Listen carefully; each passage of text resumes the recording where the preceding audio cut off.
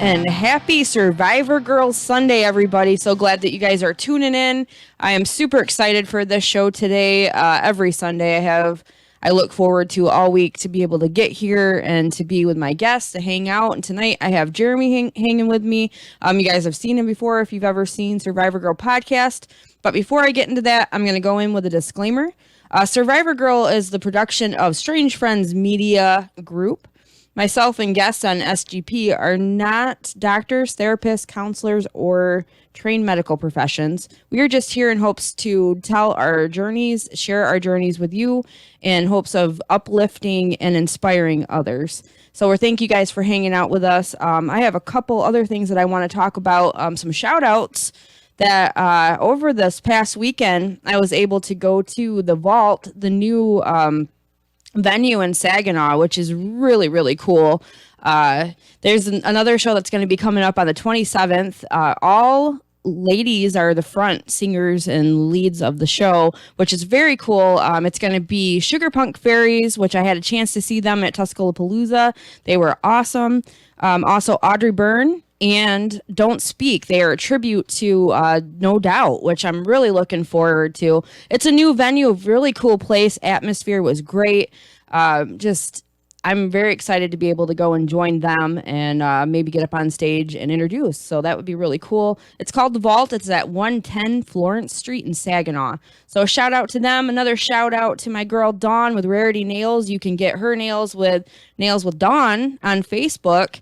$5 sets of manicures. I really love it. She keeps my nails good. So you guys just go ahead and take a look at her on Facebook. And if you haven't started following on Survivor Girl, we're on Facebook, on YouTube, on Twitch, on Instagram, Pinterest, Twitter, and I think we even have a Snapchat going on. So another shout out to solidstateradio.net, Adam and Sean over there. We thank you so much for everything that you guys do, re-airing us. It's really awesome.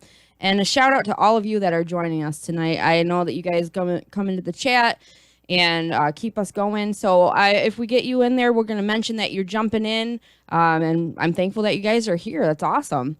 So thank you. Another shout out I want to give is to Travis French for my last show. He joined me as the guest. If you guys haven't seen it, please go check it out. All of the Survivor Girl episodes are re-aired or archived actually on YouTube on our channel. Go like, subscribe, and you'll be able to get notified every time that we are live.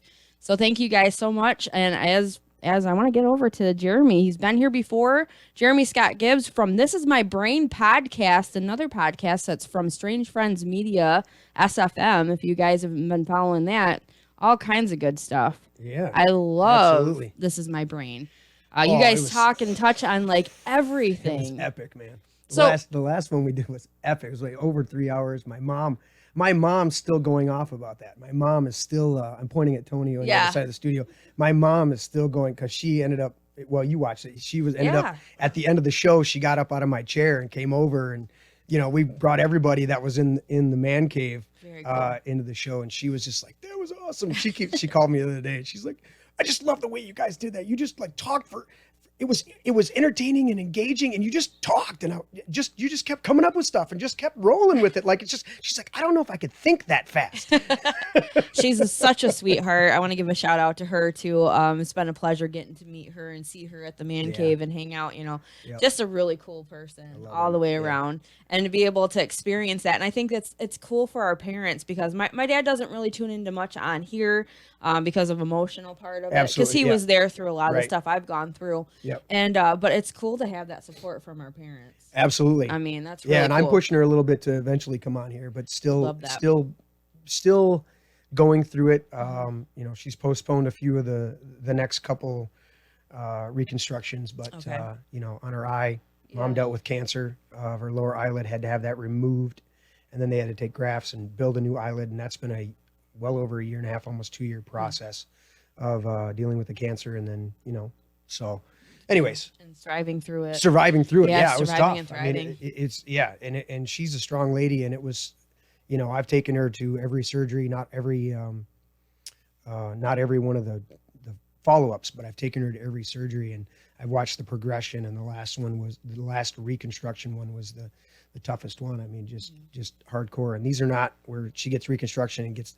I mean, once she's awake, and they feel like she can move, they kind of.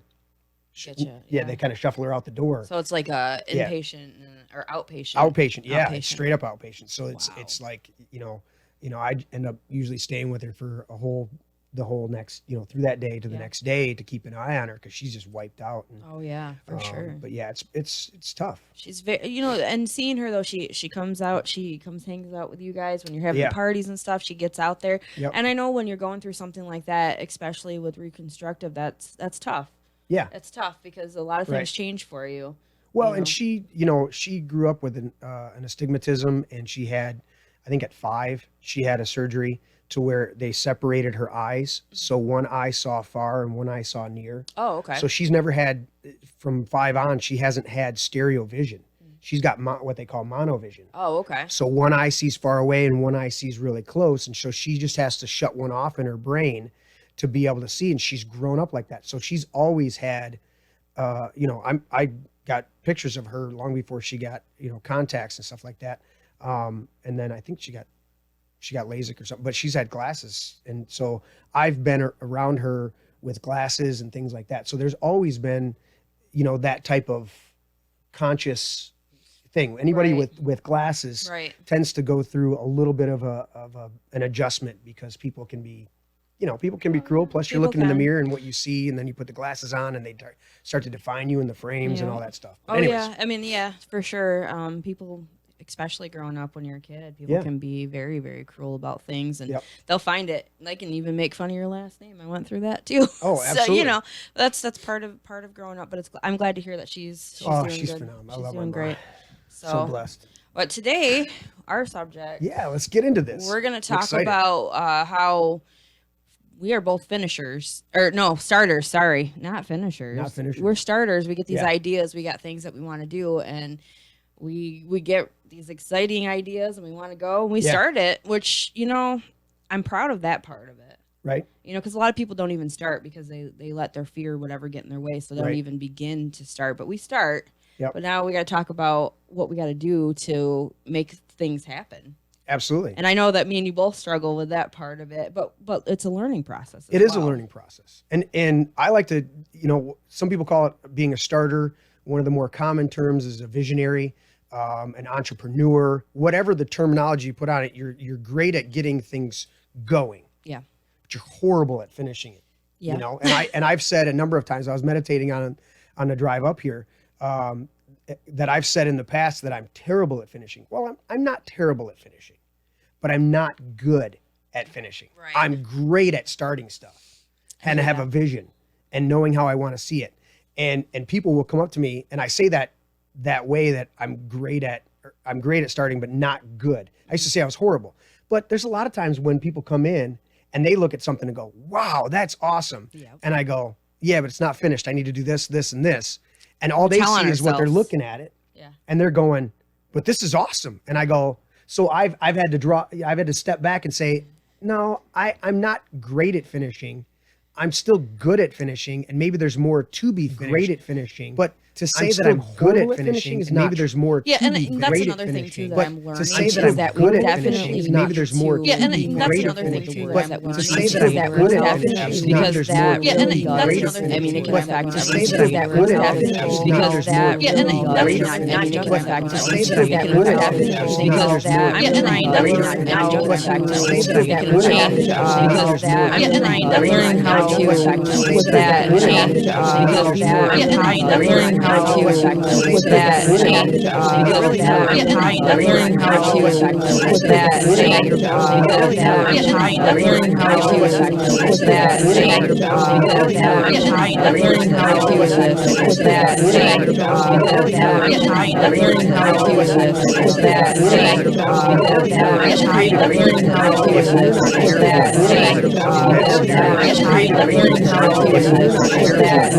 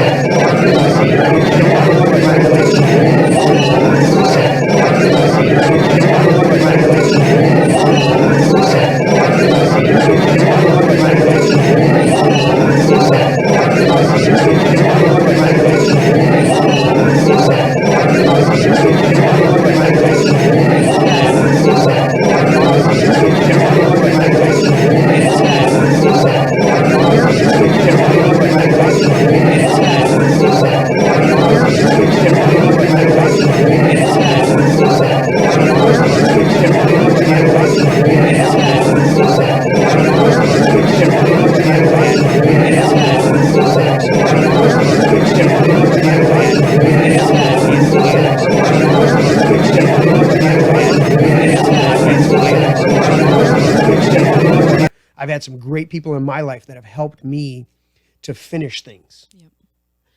I think there's a fourth one too. Okay. For me, like the fourth one is actually being able to understand that it's okay to trust somebody else with part of it. Right. That's a hard thing, because especially like I've talked before about having the idea and wanting to start. Sorry, I get distracted easy too, guys. Well, that's my number. Okay. Yeah. That's one of my. So, yeah. but wanting to, to be able to have somebody that you can trust to be able to help with the things is letting go of that part too. Absolutely. To somebody else to be able to continue with it. Now, I'm a big Star Wars fan. Yes, absolutely. Okay. So one of the things that helped me years and years ago was I just came into this. I was watching some behind the scenes stuff, and it was on the editing, right? And George Lucas is famous for going back and messing with the original trilogy, right? And doing a bunch of editing, and everybody's like, "Dude, just leave it alone." And the reality is, he said something, and he quoted it and said it wasn't a one of his original quotes. Yeah. He said, and this is what cued me, and I went, okay, I've got to be able to, on your number 4 point, is he said, movies are never finished. They're just abandoned. Okay. And so when I heard that, and then I started meditating on it, and I started talking to the Lord about it and talking with different people, I'm like, wait a minute. If you apply that principle to everything, and then you see it in creation, right? Mm-hmm. God created the world. Yeah. Okay. 7th day he rested.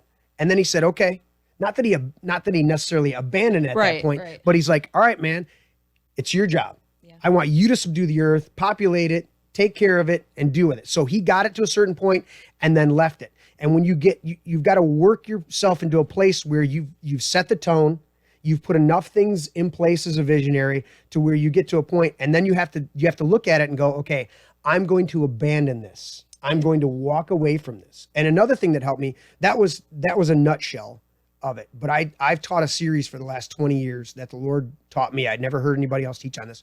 Hebrews chapter 6, it says, therefore let us leave the elementary teaching about Christ and go on to maturity, not laying again the foundation of repentance from acts that lead to death, of faith in God, instruction about baptisms, the laying on of hands, resurrection of the dead, and eternal judgment. Mm-hmm. So there's 6 principles there, okay? Yeah. And then it says, in verse 3, it says, in God permitting, we will do so, okay? When I started to study that, it says, in the NIV, it says, therefore let us leave. Yeah. The actual phrase is, divorce yourself. And I had to come to the understanding, I'm like, wait a minute, these are 6 foundational principles that we should have as believers.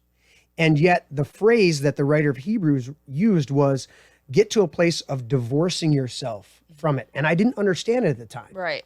Then I went through a divorce. And I realized, wait a minute, I still have a relationship with my first wife. Mm-hmm. Okay? I still communicate with her. Obviously, we have children together. Right. We have all the memories of our life together. And I don't look at those things, and you've met Martha. We're not. There's the animosity. Sure, we still don't see eye to eye on things, just like anybody in our circle does. Yeah. Okay, there's no. It's hard when you have different people and their different beliefs, their different feelings. I mean, you have to take that in, so that happens. Yeah. Even So in that. I said, wait a minute. I understand now what it means to divorce yourself from a situation. It's not that you get like I've deleted all of my memories of the past. Right. No, we had some great times. We had some great vacations. There's other things that I learned that weren't the greatest ways to learn them, but I learned lessons. I can never get away from that experience in my life. My children are phenomenal. I love them.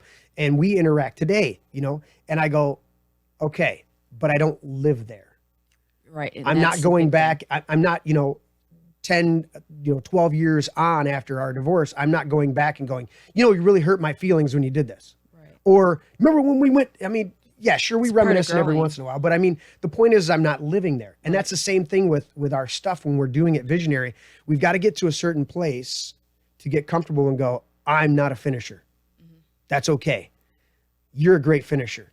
So I've set the tone enough to hopefully you get what I'm looking at, and now I can walk. Yeah. And get comfortable with that. And it takes a little bit of time. But when you go, I'm going to abandon this thing. It's hard. It's hard to get there because it sends a new kind of anxiety about it, because you're like, okay, well, I thought that this was supposed to be my full plan here, but here we are pushing it off to somebody. Well, and again, but it's okay though. You said trusting, that area of trusting, and you've got to get to a place where you can communicate with people and bring them to a place where you go, do you understand my vision? Do you understand what I'm going for?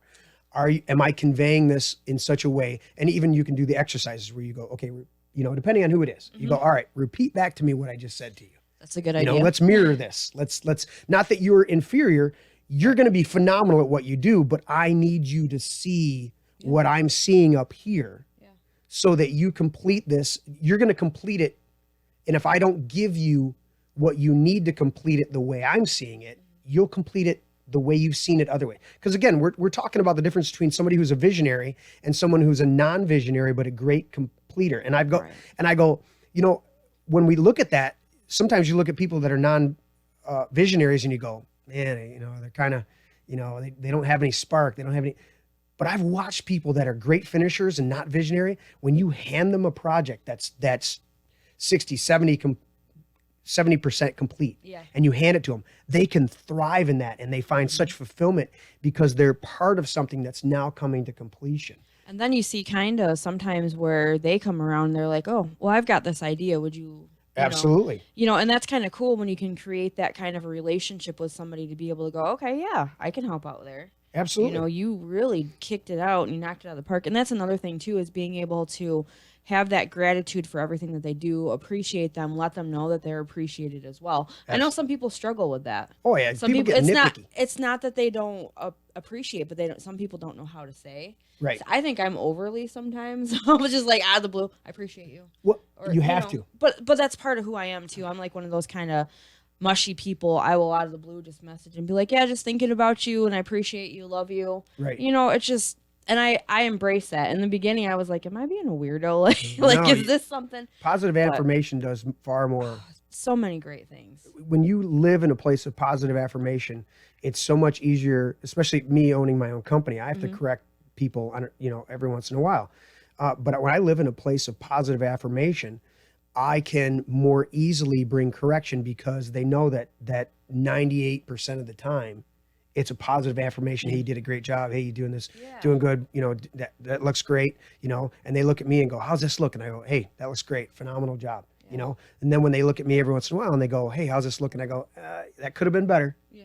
Now they go, but in a good way though. Yeah. To where they understand it's like, I'm not personally just nitpicking at what you did. Right. But and that's kind of like how we run with Strange Friends Media too. Some of the stuff, it's like, okay, like, for instance, and I'm not calling Nate out or anything, but he's learning graphics and whatnot. And in the beginning, he'd say, well, how does this look? And I'd be like, well, this could have been different. Right. But man, does he excel now? Absolutely. Because we had this conversation and the stuff that he's doing on his own, I'm so proud of him. Right. And it was like, I'm not trying to be nitpicky or mean. I just want to see, because I know that you can excel and be amazing at this, and he's doing a great job. Absolutely. So, with being able to be positive and to put that forward with people in that way, I'm thankful that I'm able to learn that, as I'm sure you are too, to be able to help others. Well, if you can't, and this is something I'm thinking about, if you can't, another principle, maybe we put this as number 5. I got to cover number 2 and 3. Yeah, there we go.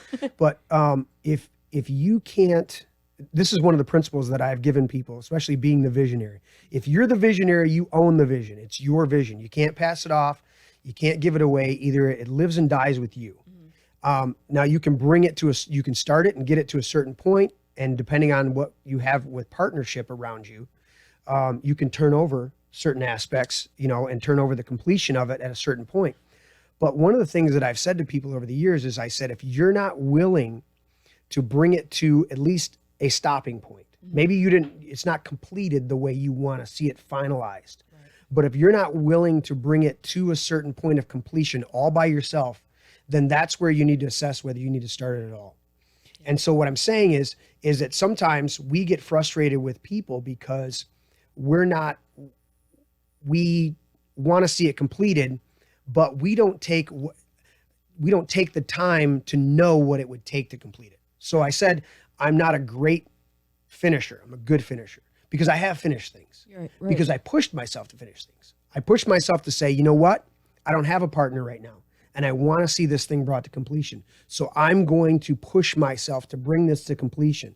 And then on these other areas where I haven't brought things to completion, I still looked at it and said, I can bring that to completion. Oh, yeah. I am willing to bring that completion. And it helps me better to then abandon it because I know I can. But it also helps me to know that if I don't have anybody, I'm still going to start this project. Yeah. I'm still going to get this going. And if I don't, you can ask, well, you know me, but a lot of other people know me. Okay. I know how to run the sound system. So when I turn it over to Nate or Tony or somebody else when we're doing a show, I've gone, here, I need you to tweak this, and this, keep an eye on it. I've taught them how to run the system because I learned the system on the computer, all this other stuff. Now, Tony came down and did some phenomenal stuff this last Super Bowl party before we did the show before the Super Bowl party. And he did a bunch of tweaking, linking everything together, but there's still a bunch of things in my computer that I personally know how to do. Right. And it frees me up to know that I can do it. But when I turn it over, somebody says, well, how do you do this? And I go, listen, I've worked through this. I haven't brought it to completion, but I've worked through the mechanisms that are necessary to bring it to completion. And that's what I'm saying is when you get to a certain point of going, all right, I'm going to turn this over. Have you turned it over in such a way that you've empowered people with at least a meditative knowledge of how you want it done and how it should come about? Because that frees them up now. Now they don't have to put as much thought or pressure into it. They can go, all right, he described this or she described that, and they can work through that mechanism there without, I don't know exactly how to do this, you know? So James does that with me. James is my foreman, works full time for me, and James will come back and go, I'm not understanding what you're saying. I'm not getting, you know, what you're doing. Can you explain that again? Right. And I go, that's what I need. I'm going to explain it. You tell me what parts you're not getting. And I've already worked through the mechanism. So that's a big part of being a visionary, is being able to work through the whole thing, not just seeing the end product, but working through the whole thing. You don't have to have all of the knowledge on it, but you at least have to be able to work through it and go, this is what I was thinking about how that should finish. And to be comfortable with being able to ask if you're struggling on a part that you don't understand. Absolutely. For the other person that is, you know, other people that are with you as a group. I know one day I walked in here and I said, listen, I'm working on getting Thrive to Survive Fest going. Yep. And we found a venue and everything, but you guys got to understand, I don't always have everything together. I have the idea, like we've talked about, but I'm going to need help with some research, or I'm going to need help with this to make sure that it goes off right, because I want it to be, you know, a success. Absolutely. You know, and to be able to admit that, though, that I chase squirrels. I am a squirrel chaser. Yes. You know, if you know me, you understand that. And, you know, instead of having people talk badly about that part of it, to be able to be honest with somebody who is working and be like, yeah, this is me. Yeah. You know, it's just how it is. And I thank you guys for being on board with me. Right. You know, it's just kind of being honest about stuff like that. Absolutely. So, and I think Tony was flashing the sign over there. Tony is chiming in for us on chat tonight. We got some stuff in chat. The chat is blowing up on Twitch and YouTube. Let's take a little bit of time. Acknowledge some chats.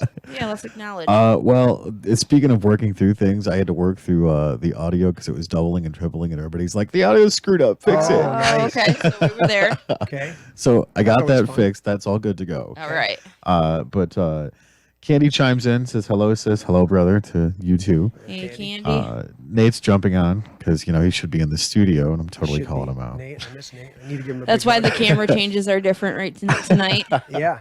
No I'm doing problem. like Different 4 producer- things right now, different so producer, you know. Yeah.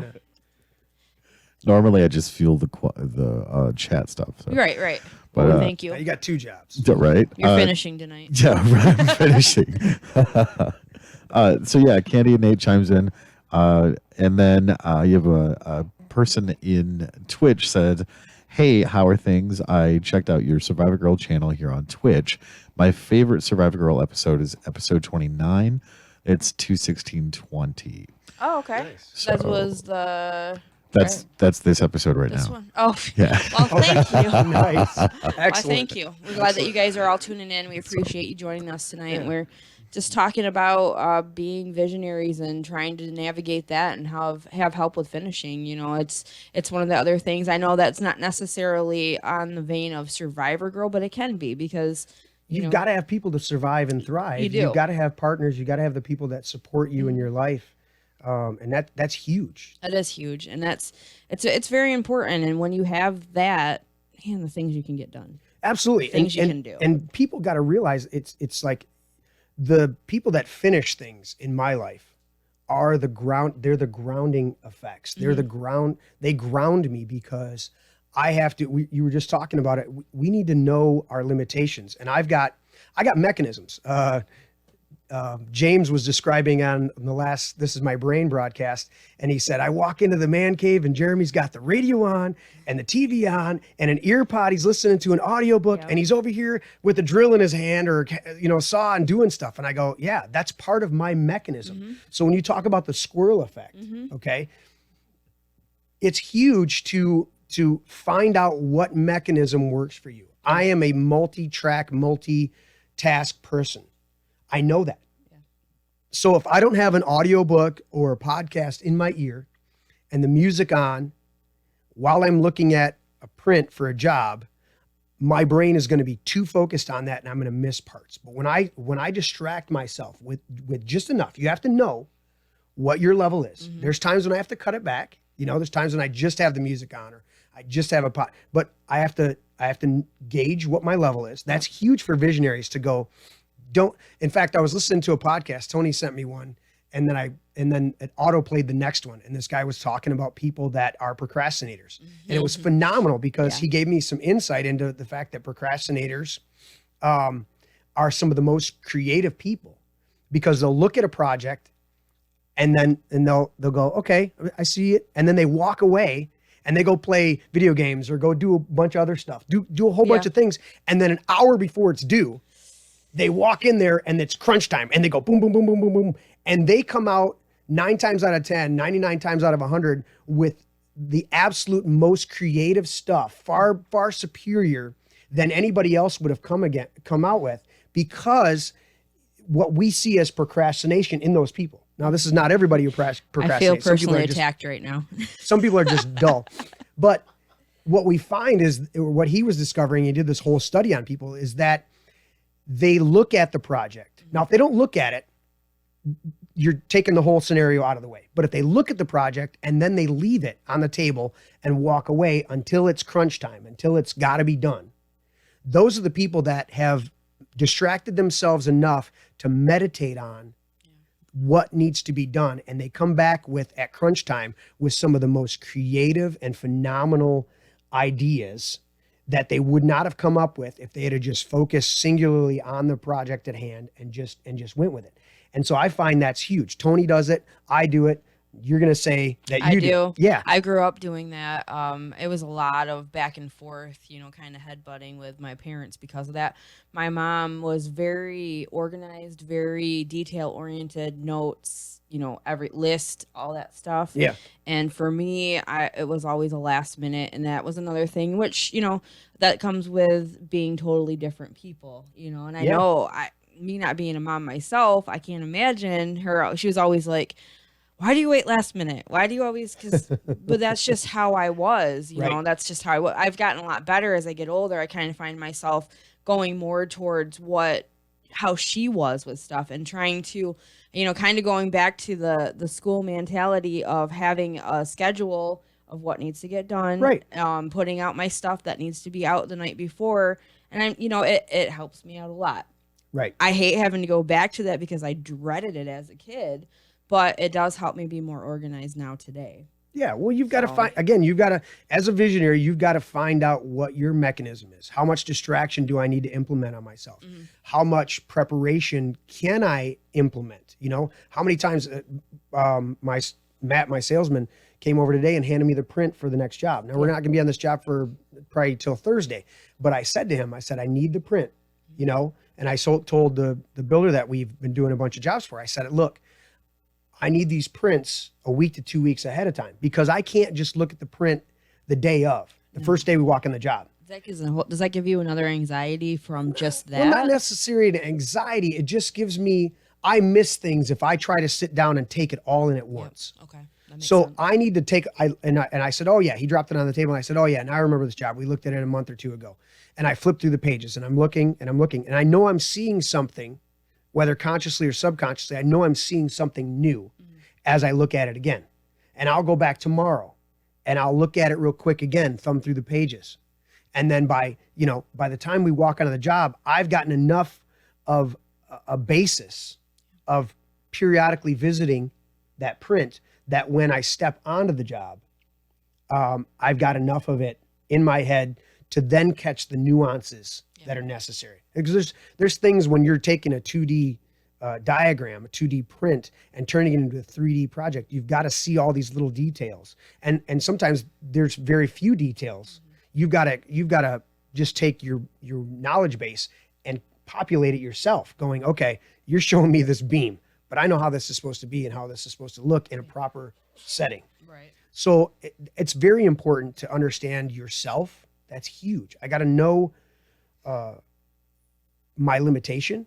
I got to know what my stopping point is. I've got to know what my distraction point is. Yeah. And I've got to know what my partnership level should be in this project. And I've got to know going into this, if I'm going to start this project, can I finish this project? At what point can I abandon this project? At what, all these things start to move in, because that keeps us on the creative edge. That makes sense. I'm not, and I've said this to we've got another segment on This Is My Brain. There's 3 whole segments that Tony and I sat down and recorded. I can't sit there at the computer and edit it. Right. It's beyond me. Yeah. You know, there's 5 or 6 camera shots that we recorded, and I need partners to sit down and edit it. Now, my editor has been building his own computer, and I asked him the other day, I said, "What's up with your computer?" He's like, "Oh, the new motherboard." He's building this monster, editing station. And he's like, "Yeah, come to find out, the motherboard they sent us was defective." He's like, "And it's going to be here next week. And then it's got to sit for 48 hours. Once they deliver it, it's got to warm up to room temperature before I even plug it in." And I'm like, okay, because we got stuff in the can from what Tony and I have done. Right. But we've also got another segment that we're going to introduce called This and That. And literally it's just us sitting in, it's us, whoever's in the truck on the way to work and way home from work with a GoPro on the dash. And mainly it's talking about music. So so there's a song on the radio and we discuss it. And sometimes most of the time it's just hilarious and we're just, cutting up. But it's called This and That. And we're like, this, that just happened, this is my brain and that just happened. That's the tagline. And so he wants to do this little intro. And I'm like, "How are you on the intro?" He's like, "The computer's dead.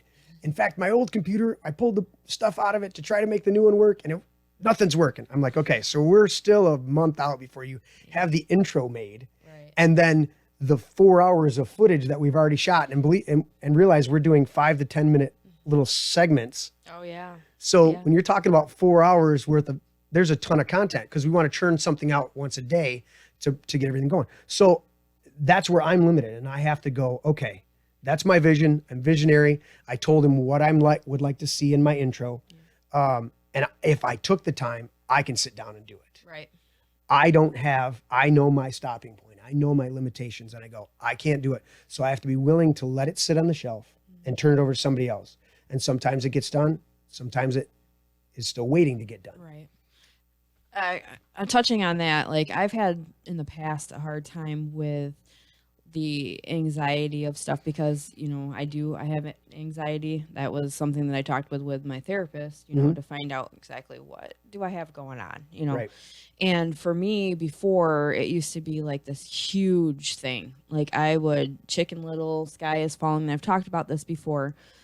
So I've gotten to the point though, where I understand that is just unnecessary. Yeah. And it learning how to retrain my brain to go, okay, is it the end of the world? Are we going to, is this, everything's going to be fine. It's going to be good. Like talking myself down from the ledge or off the ledge, one of the things is now, like for instance, today, Adam was going fishing. He has the keys to the Aztec and I'm like, here I am like running just a little bit late, and I'm going, okay, I'm not going anywhere. I'm going to need to call to get to the studio for this show. Right. But instead of panicking, I called and talked calmly. And Tony's like, well, I can't come get you right now. So I managed to get Dawn, shout out to her, to give me a ride, Right. And instead of freaking out and making a big production out of it, I just laughed. I smiled about it and went, okay, this is how it is. This is how it can be. There was an instance when I was down at the man cave and we were going to record down there. Mm-hmm. And for crashed. Whatever reason, the computer crashed. Yep. We weren't able to do the show. It was just a really high emotional kind of thing, not with me, but in the situation. And I just, I was pissed about it. you were having a hard time. My co-host at the time was having a hard time with stuff. And then I just was like, you know what? It's just not meant to be today. Yep. So instead of me like jumping on that bandwagon of being upset or crying about it or whatever, because, emotions run high when you're doing stuff like this sometimes. Yeah. I walked outside, I took a deep breath, I sat out there, I did a live, explained what was going on and went with it. Carried on.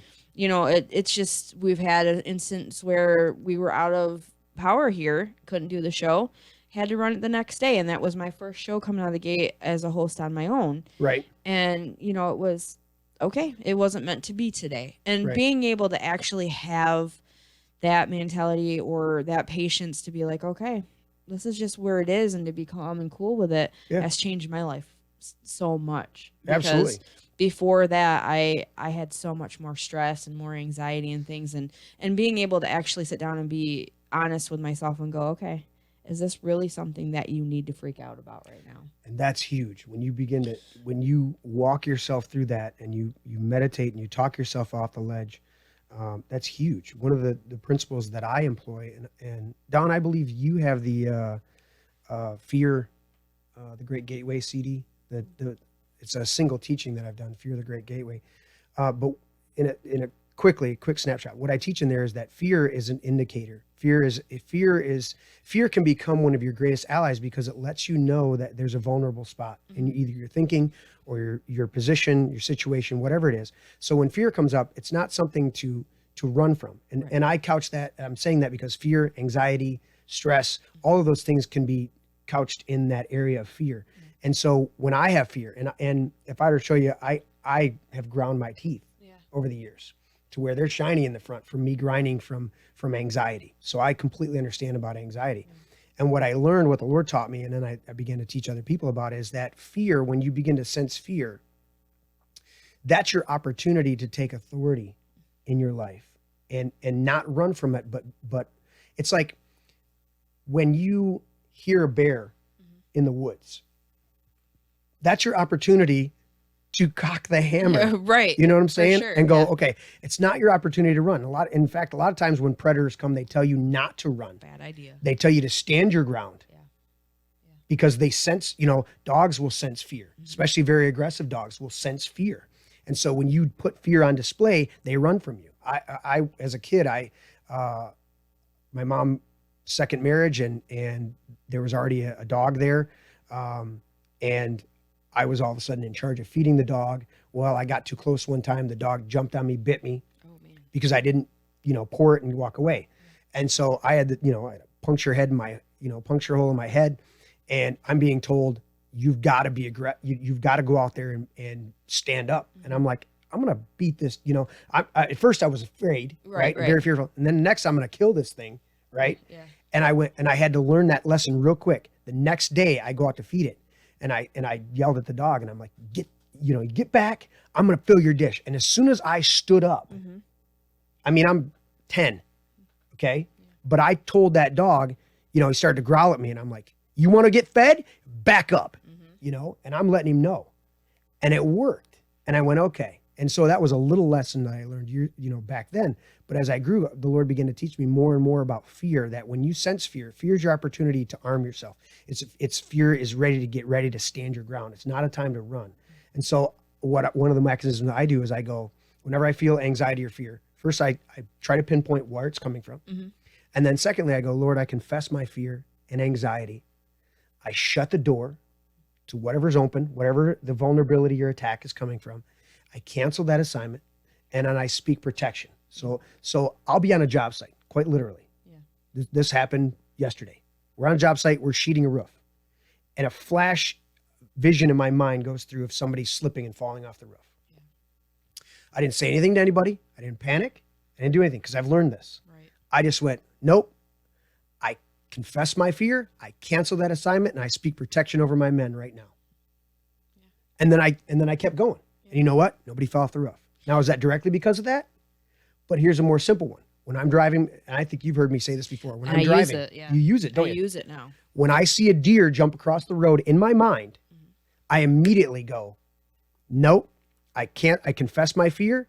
I cancel that assignment. I speak protection over my truck and over my passengers. And I thank you for my truck, Lord. And I keep going. Yep. We talked about this before I touched base, because I was like, man, I have a lot of anxiety lately. There's a lot going on in my head. And this was a while back. And you had mentioned that, and ever since then, that's what I do. And I really come to a very calm sense and just keep going. Yeah. Because when you get caught up in that moment of the anxiety, you don't think properly. Yeah, exactly. Because then you start having the fear.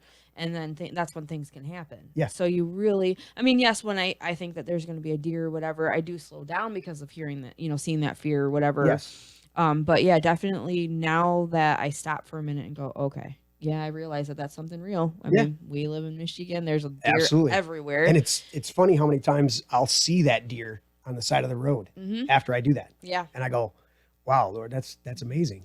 I've put that into other things too. Like, it's universal. We've gotten, there was a cop that went by, we had a headlight out, and I'm like, oh, he's just going to keep on going. Yep. He's not even going to turn back around. He's just going to keep on going. And sure enough, You know, Right. Adam got pulled over the one night on the way home in the really bad car. And you know, the cop didn't. I said, you know, we were on the phone because he was trying to find out which way to get home because he wasn't sure. He was at a different house for work. Right. And I said, well, you know, you're right there. He goes, there goes the cop. Yep, he's turning around. I said, don't worry about it. Right. I said, he's gonna give you a warning, tell you how to get home, and you'll be home shortly. Sure enough, 5 minutes he was pulling in the driveway. Yep. No ticket, no nothing, and he could have easily because that car is a bomb. Right. Just saying. But you know, it's really about just having that positive thoughts there, and Right. and like you said, you pray for it, or you know, and that can be put into any way, whatever it is that your belief is. Well, it's the interesting thing. I have a relationship with the Lord, with Jesus Christ, with Father, and however your relationship is, I'm a firm believer that if I teach you the principles, the spiritual principles about the universe, eventually you'll shake hands with the Lord. Eventually you'll come and you'll connect with the one true God. I'm not one of those people that go, you got to know the one true God, and then I'll teach you all the nuances. No, I'm going to teach you principles, Right. and then eventually, I know where you're going to end up. Yeah. You know, and so for me, it's like that works. That principle works. If you plant corn, all things being considered, you're going to get corn. Mm-hmm. You know, there may be a drought, there may be this, there may be that, but in when all things are equal, okay, you plant corn. Tony does a phenomenal garden every year. I haven't been able to do a garden in 6 years, but I'm getting itchy. Yeah. But anyways, when you plant things come up. Why? It's the law of sowing and reaping. Right. Now, do I need to go to Genesis chapter 2 and say that as long as the earth remains, seed time and harvest? That's a command of the Lord. He said, as long as the earth remains, seed time and harvest. Seed time, it'll always, the law of sowing and reaping is absolute. Do I need to go to Galatians and tell you that God cannot be mocked? Whatsoever a man sows, that's what he's going to reap? But I can, but I don't need to do that in order to convey the principle. Right. And then once you learn the principle and you see the mechanism at work, at a certain point, you'll go, where does that come from?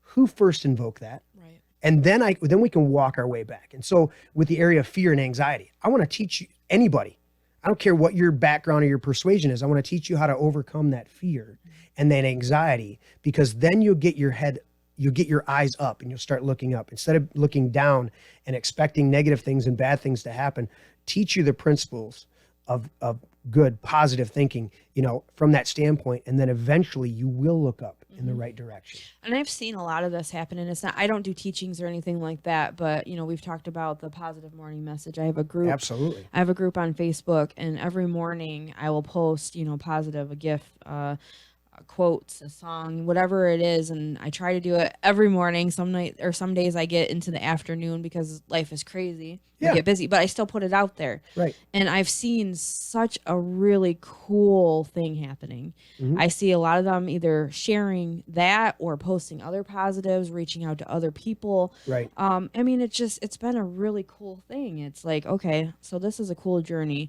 And it was just because I wanted to see how a positive message in the morning could change and affect people. Right. And it is. Absolutely. It's been really cool. And I have people message too to tell me, thank you for doing that, because it's helping me in the mornings.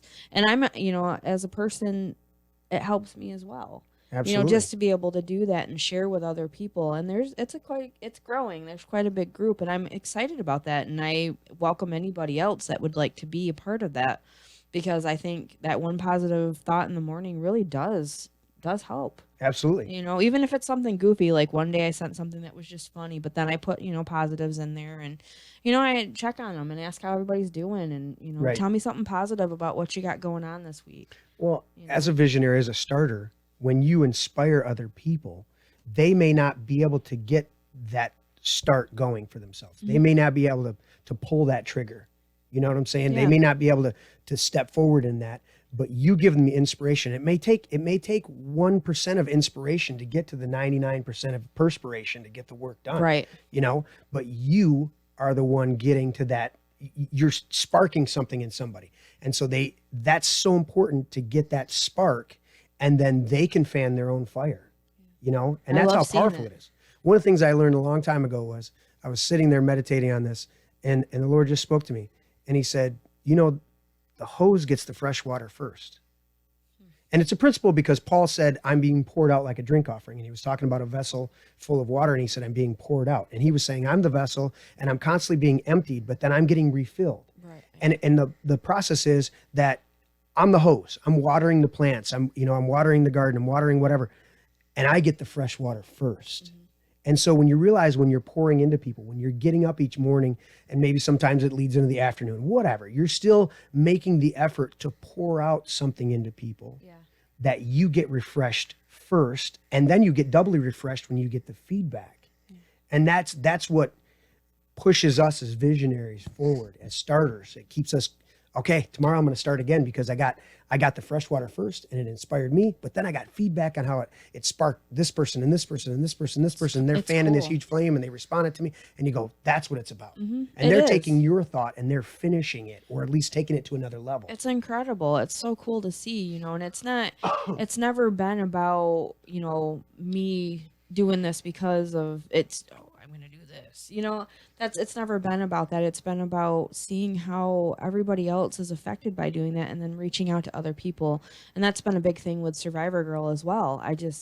Being able to bring guests on that can talk about things like this, or other guests that we've had, it helps to reach out to other people. And that was the huge thing that I just wanted it to be. I wanted Survivor Girl to speak on and stand on its own. Absolutely.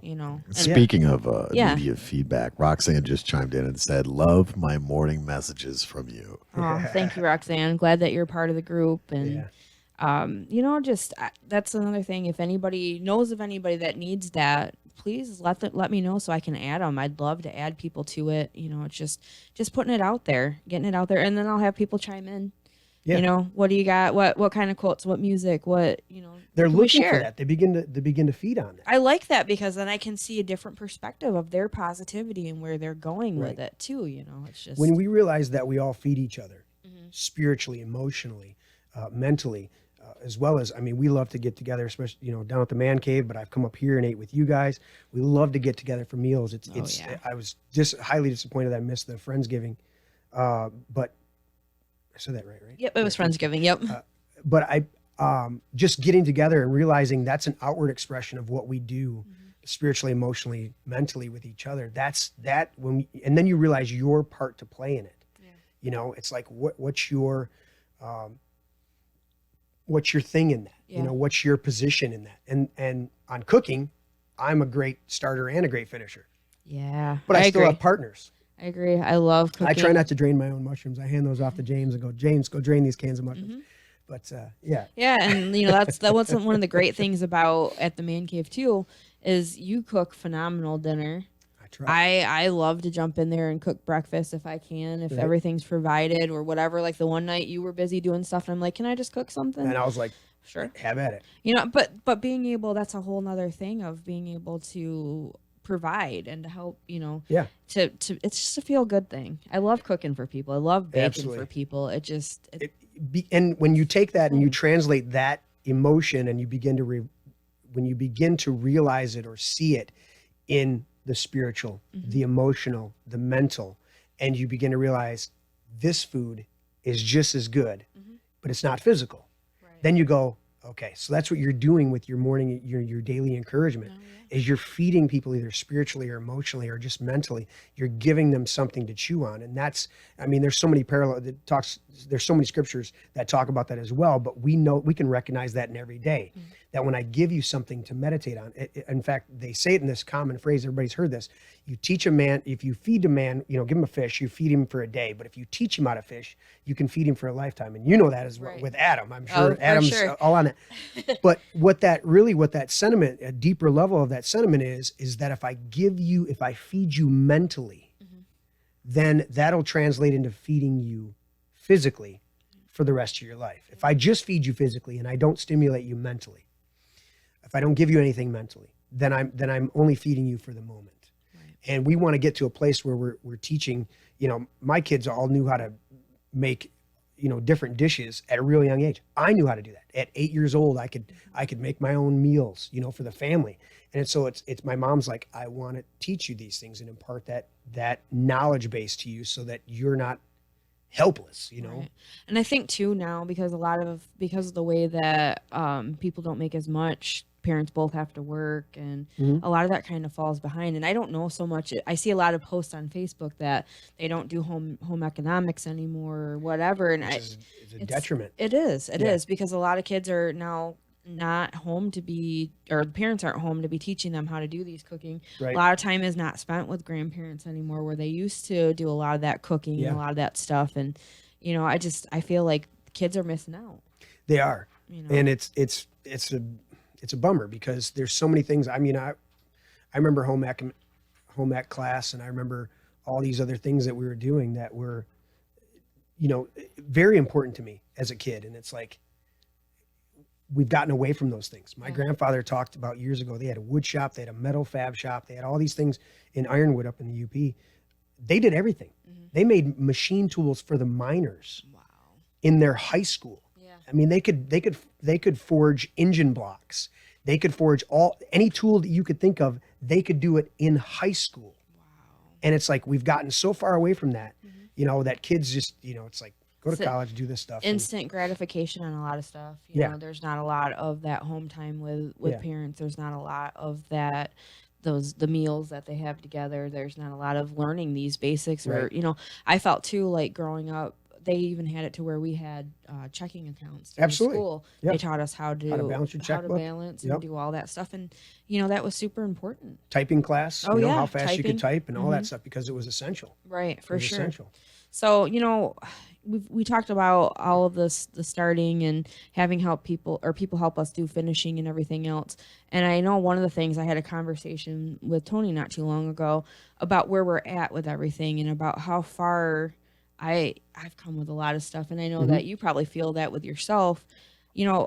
Growing up, like before I was even born, my mom was supposed to, they kept on telling her, because she went in with my brother to do an x-ray. They kept on trying to talk to her to get rid of me because of being in with the x-ray and being pregnant and not knowing. Right. So there was that part of it. And then growing up, I wasn't a very good focuser in school. I was off in La La Land. It wasn't that I didn't understand the stuff. Yeah. But if any kids on the outside were talking or anything like that, I couldn't focus anything. Mm-hmm. So starting out, they put me in for the most population for special ed classes and stuff. So, to go from being kind of like the underdog to where I am now is such a cool thing to look back on and go, Absolutely. wow.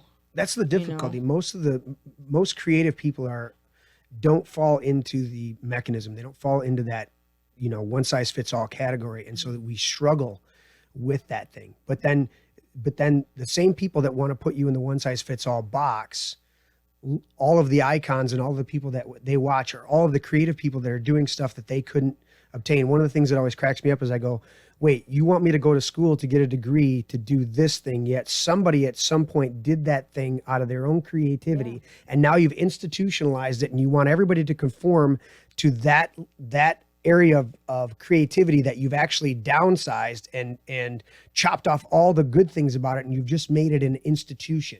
That doesn't work for me.